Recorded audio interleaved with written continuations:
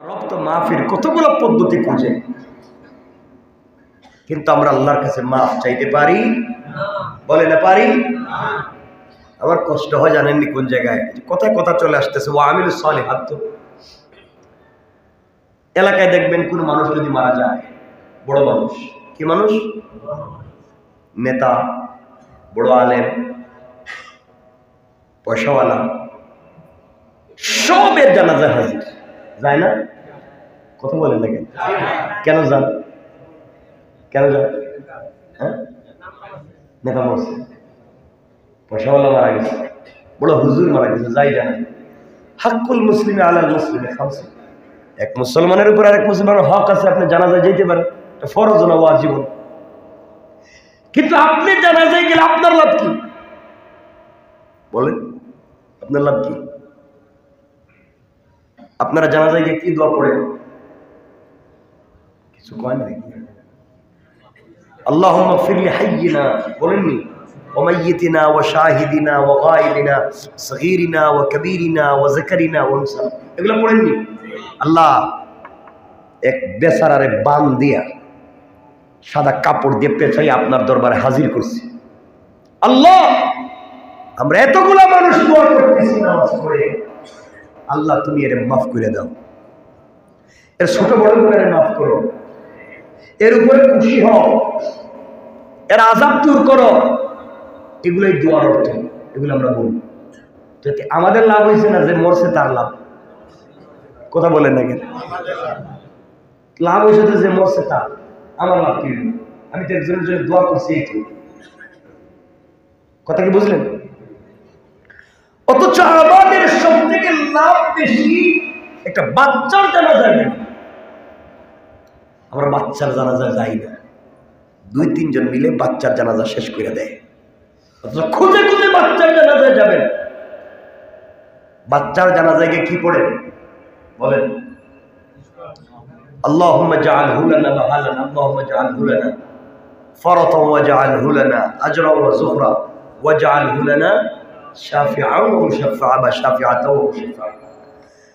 বাচ্চার জানাজায় গিয়ে পড়ে, আল্লাহ এক মাসুম বেগুনা ফেরেশতা নিয়ে তোমার দরবারে হাজির হয়েছে, এর উসিলায় তুমি আমাদের মাফ করো। সুবহানাল্লাহ বললেন না? ওই বাচ্চার উসিলায় আমাদেরকে মাফ করো। শাফিআন ওয়া মুশাফফা, আল্লাহ কিয়ামতের দিন তারে আমাদের জন্য শাফাআতকারী বানাইও, তার সুপারিশে তুমি কবুল কইরা আমাদের মাফ করে দিও। সুবহানাল্লাহ বলেন। তাহলে বাচ্চার জানাজায় গেলে লাভ কার? কথা বলেন। ওখানে যায় নাকি? জানে না যে আসলে কোন জায়গায় যাইতে হইব। দোয়া ঠিকই করে, কিন্তু জানে না এটার অর্থ কি। জানলে তো পাগল হইত। শাফিআন ওয়া মুশাফফা, আল্লাহ তার শাফাআতকারী বানাও, তার শাফাআতে কবুল করো। তাহলে আমাদের উচিত কার জানাজায় যাওয়া? যাবো তো ইনশাআল্লাহ। দোয়া নিবেন, ওটাই সব থেকে বড় বারাকাতের জায়গা। আল্লাহ কবুল করো। আরেকটু আরেকটু আজকের থেকে আমরা নামাজ ছাড়বো না। কয়দিন?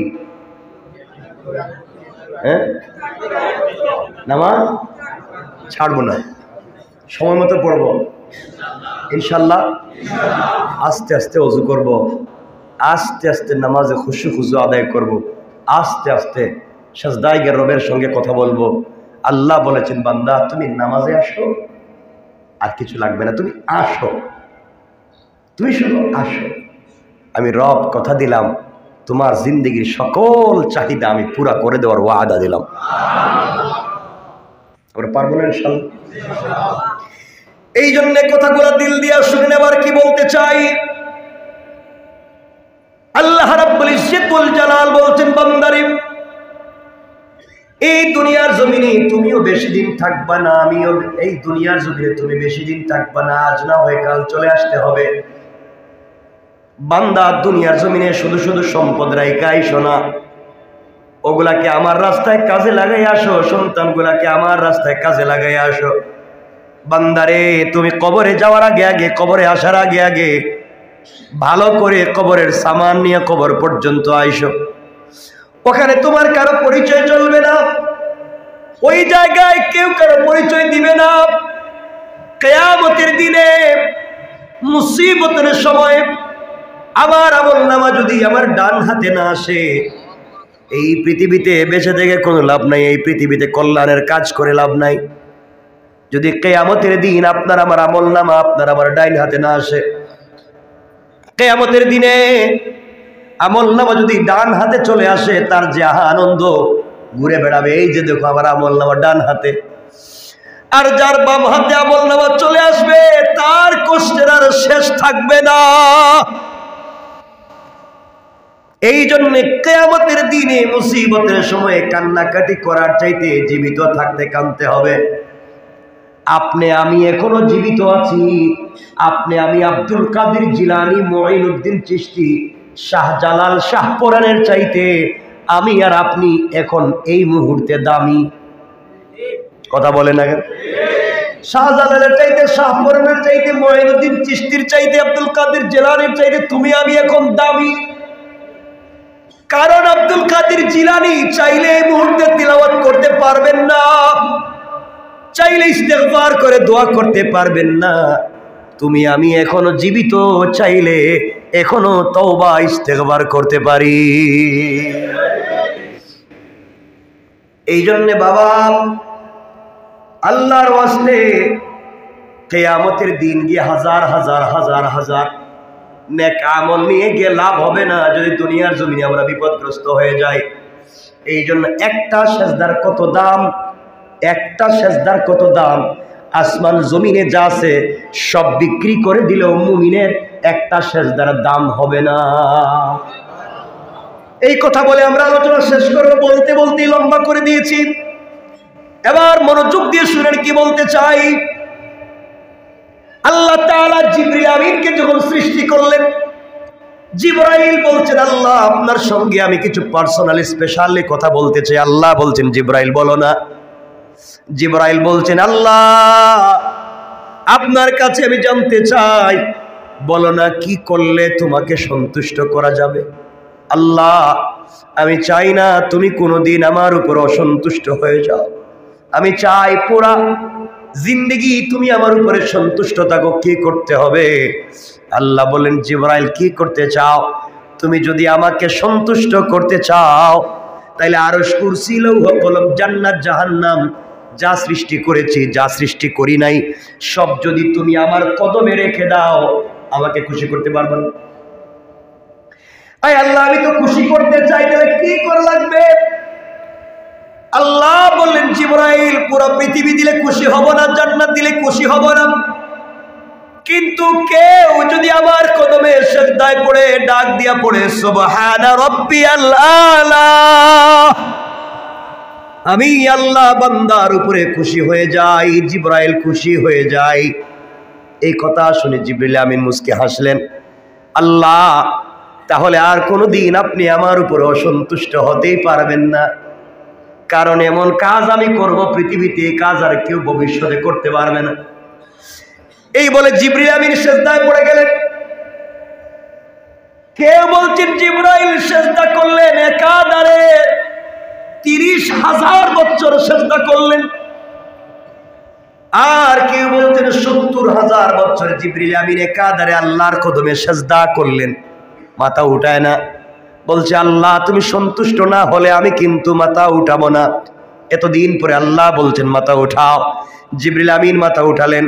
আল্লাহ এত লম্বা সিজদা করছি, আমার মনে হয় কিয়ামত পর্যন্ত এত লম্বা সিজদা দেওয়ার মতো কেউ হায়াত পাবে না। তুমি বলো না আমি তোমাকে সন্তুষ্ট করতে পারলাম কিনা, তুমি খুশি হইলে কিনা। আল্লাহ বলছেন জিবরাইল এই প্রশ্নের জবাব জানবার আগে আমার আরশে আজিমের দিকে একবার তাকাও। জিবরিল আমিন বলছেন আল্লাহ আপনার কাছে জবাব চাইলাম, সিজদা দিলাম, খুশি হইলেন কিনা জানতে চাই, আর তুমি বলো আরশে আজিমের দিকে তাকাবো, ওখানে কি? আরশে আজিমের দিকে তাকাইয়া দেখো ওখানে লেখা লা ইলাহা ইল্লাল্লাহু মুহাম্মাদুর রাসূলুল্লাহ। আল্লাহ 70,000 বছর সিজদা করলাম, তুমি সন্তুষ্ট কিনা জানতে চাইলাম, আর তুমি কিনা আমার কালিমা দেখাইয়া দিলা। এই কালিমা দিয়ে আমি কি করব, এই কালিমার সঙ্গে আমার সম্পর্ক কি? আল্লাহ বলেন শোনো জিবরাইল, শোনো, এবার শোনো, তুমি যদি জবাব জানতে চাও এবার শোনো জিবরাইল, এই কালিমা এই জন্য তোমার দেখাইয়া দিলাম, তুমি 70,000 বছর সিজদায় পড়ে বলতে চাইছো আমি খুশি হইলাম কিনা জিবরাইল। জিবরাইল রে, এই কালিমা আখিরি জামানার পয়গম্বরকে আমি হাদিয়া করব। আখিরি জামানার পয়গম্বর আমার কলিজার টুকরা বন্ধু হাবিবুল্লাহর উম্মতেরা দুনিয়ার জমিনে যাওয়ার পরে প্রতিদিন 17 রাকাত নামাজ ফরজ পড়বে। কত রাকাত? সবাই বলেন না। ফজরের নামাজ 2 রাকাত, জোহরের নামাজ 4 রাকাত, কত হইল? কত হইল? আসরের 4 কত হইল? মাগরিবের 3 কত হলো? এশার 4 কত হলো? আল্লাহ বলেন আখিরি জামানার উম্মতেরা আমার গোলামেরা প্রতিদিন কমপক্ষে 17 রাকাত সালাত ফরজ পড়বে। 17 রাকাত সালাত ফরজ পড়বে, প্রতিদিন 5 ওয়াক্ত নামাজ ফরজ পড়বে, 5 ওয়াক্তে 17 রাকাত সালাত ফরজ পড়বে। প্রত্যেকটা রাকাতে কমপক্ষে 2টা করে সিজদা দিবে, প্রত্যেকটা সিজদায় কমপক্ষে 3 বার করে পড়বে সুবহানা রাব্বিয়াল আলা। জিবরাইল শুনে রাখো, 70,000 বছর সিজদা দিয়া খুশি হইছি কিনা জানতে চাও? আখিরি জামানের গোলামেরা সিজদায় গিয়ে একবার যখন পড়বে সুবহানা রাব্বিয়াল আলা, তার ওই একবারের সুবহানা রাব্বিয়াল আলা বলার কারণে যেই মর্যাদা, যেই সম্মানের মালিক হবে, তুমি 70,000 বছর সিজদা করে যেই মর্যাদা পাও নাই, আল্লাহর গোলাম একবার সিজদায় গিয়া সুবহান রাব্বিয়াল আলা বলবার পরে তোমার চাইতেও কোটি কোটি গুণ বেশি মর্যাদার মালিক হয়ে যায়। আল্লাহু আকবার। চিন্তা করেন একটা সিজদার কত দাম। এই জন্যে নেক আমল করব, সিজদা দেব ইনশাআল্লাহ। আমার জন্য দোয়া চাই, আপনাদের জন্য দিল থেকে দোয়া থাকবে। নাজির ভাই তার মা বাবার জন্য দোয়া চেয়েছেন। এক ভাই বিদেশ যাবেন, কাগজপত্র জমা দিয়েছেন, সহি সালামতে যেতে পারেন, দোয়া চেয়েছেন। সবাই দোয়া করবেন, আমার জন্য দোয়া চাই নাকি? দোয়া করবেন তো ইনশাআল্লাহ? না মনে হলে দোয়া করবেন, মনে তো হওয়ার কথা না, মাঝে মাঝে হইতে পারে, মনে করবেন তো ইনশাআল্লাহ? আমিও আপনাদেরকে মন খুলে আপনাদের জন্য দোয়া করব। আর আজকের কথাগুলো মনে থাকবে তো ইনশাআল্লাহ? আল্লাহ আমাদেরকে কবুল করুক, সকলে পড়েন আমিন। আল্লাহুম্মা আমিন।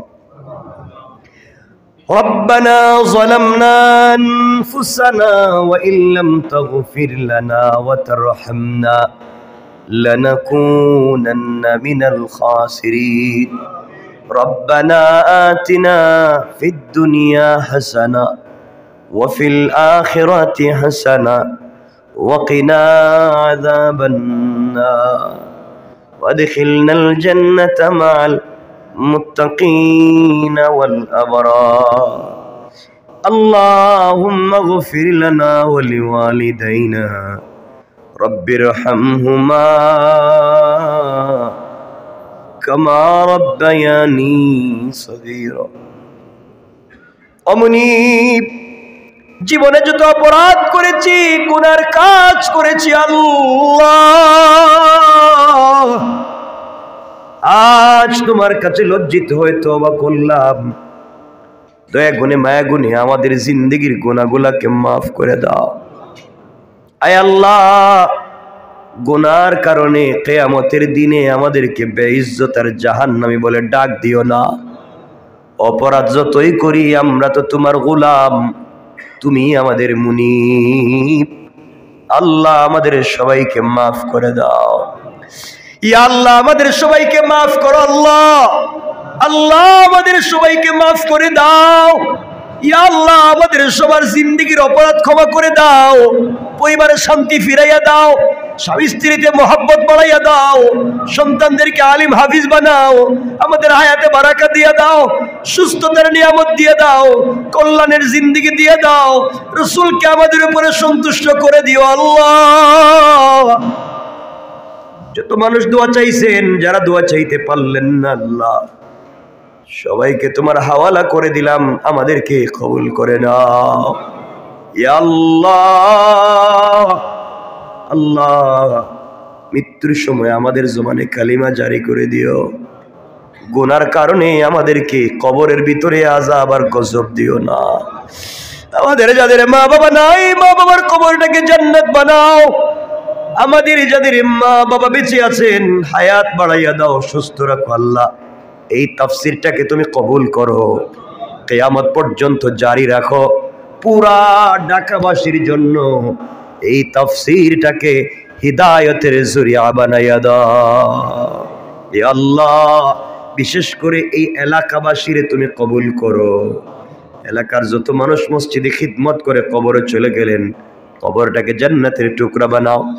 আজও যারা খিদমত করেন আল্লাহ, হায়াত বাড়াইয়া দিও, সুস্থতা দান করো। এত মানুষগুলা মাগরিবের পরে জমা হয়েছেন ঢাকা শহরের বিভিন্ন জায়গা থেকে। আয় আল্লাহ, সবাইকে তোমার হাওয়ালা করে দিলাম। এই মুহূর্তে আমাদের সবার নামটা জান্নাতুল ফিরদাউসের লিস্টে উঠাইয়া দাও। সাল্লাল্লাহু তাআলা আলা নবী ওয়া আলা আলিহি ওয়া সাহবিহি আজমাইন। আমিন বিরহমাতিকা ইয়া আরহামার রাহিমিন। আসসালামু আলাইকুম।